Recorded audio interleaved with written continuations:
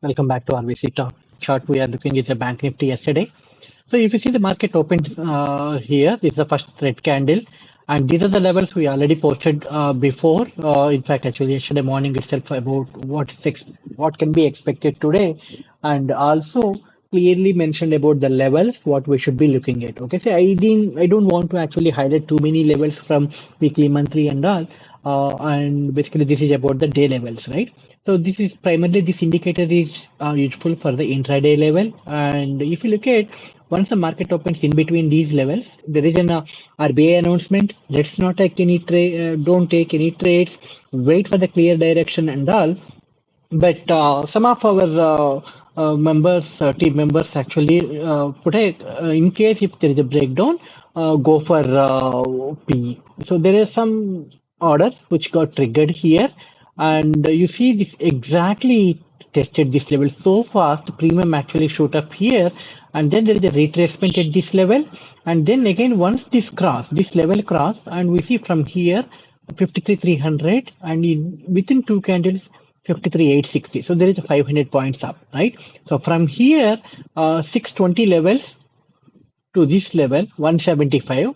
So almost like 500 points, 450 points from here to here, and then 600, 500 plus points up here. So 1,000 points change from here down and then up. Let's not talk about like whether anybody can catch and all. So we are a small retail traders, and we will try to understand our limitations. So if this kind of a fall, kind of like should be avoided. Don't get into kind of a tempted to enter quickly, which this retracement will kill that whatever option we are taken, right? But when we see there is a retracement back and again correction, so this level, this is basically if you see there is a same thing happened here day before yesterday, sorry, on Thursday. From this level it came here, and in fact actually the same level, and then the retracement. So there is definitely we know that good buying support is there. So those are the basic fundamentals about understanding the markets, right? What level, yes, those important levels, what actually happened. If we remember or if we mark it, then we will have a better idea, right? This level actually played very important role. You see that there are like three candles here, and also it clearly shows from buying support, right? So I don't want to get into that other details, but at least this level, once it crossed and then it zoomed, and this level is not able to cross because if you see, go back and see, the same thing happened, right? So this level played very important role in terms of resistance. So like we know that, so unless this close, let's not take this one, right? So you see this one, you try to actually push up, but this is the level we should be looking at, this high or this high. So you look at anyone who suggests when to take the trades, definitely they indicated only above this, right? This is the level we should be looking at. Anything breakout on this level, we should see good upside. Anything below here confirmation, we should not be looking at C. That's a basic understanding, right? Okay. So now after that, the entire market is actually flat and there is no trade opportunity. If you would have taken a trade, your premium would have been kind of like keep going down and there is no movement. One candle goes up and one candle comes down.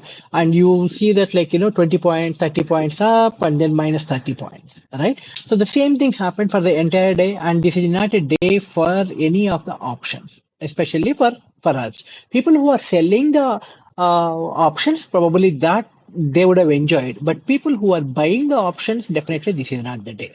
Quickly look at what happened on the Nifty also, right? So I just put it here for a quick review.